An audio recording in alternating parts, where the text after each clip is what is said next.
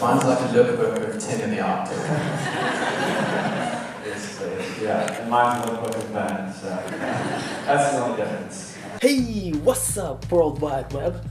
Welcome back to the channel where we explore my mind and explore the world. So as you know from last week's video, I went to Buffer Festival in Toronto a few weeks back. One of the places I went to was a screening of Tim Kellner and Ben Brown's Arctic short film.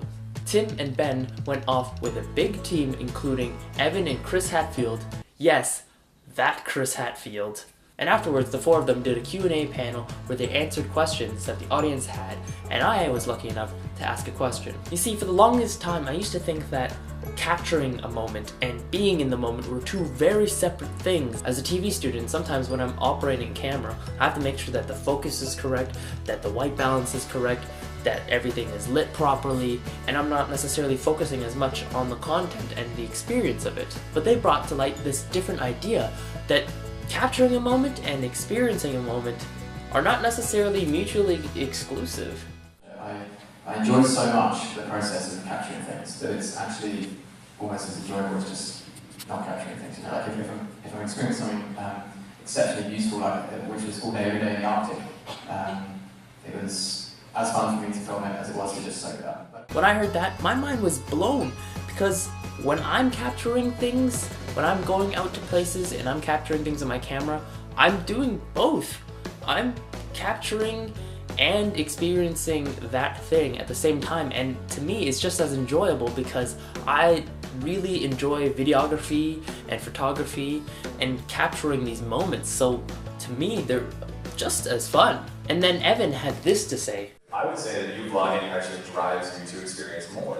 I think that you were one of the major forces for always going out and doing something, and perhaps that's just your personality, but from my perspective it was also because there's footage to be seen, you know, there's shots to be had, so you just gotta go and get them. So I'd say that it kind of enhances your ability to experience it. And I agree. Sometimes when I'm vlogging and when I'm trying to capture moments, it drives me to experience more things.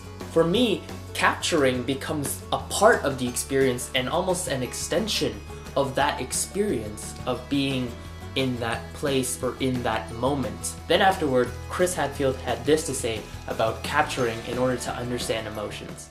If for whatever reason it makes me feel different, it makes me feel suddenly delighted or sad or surprised, then it will probably have a similar effect on other people. So I look for those triggers of, wow, or geez, that wasn't what I expected. And then, and this is something that Evan and I have discussed a fair bit in the past, is then to as honestly and immediately and clearly as possible express that in the reason that it delighted you. And try and dig into yourself and say, why did that make me feel, or why did that bring tears to my eyes all of a sudden? What caused that? And sometimes you just know it's happening, and later you have to go back, because your emotions can't always keep up, or at least your self-expression or self-explanation of it can't keep up. But the ability to try and capture it at the moment, to force yourself to be exposed to it, so that then your emotions can go through their ride, and then do a little analysis as to why that reacted its way within you, and then try and let people see that internal part of it. To me, that ends up being maybe the most poignant expression of the experiences that all of us have. When I heard that, I was, just hit me right here, you know what I mean? Because sometimes when you're capturing and experiencing at the same time, you're getting all these emotions that well up inside of you, and you don't exactly understand why you're feeling these feelings.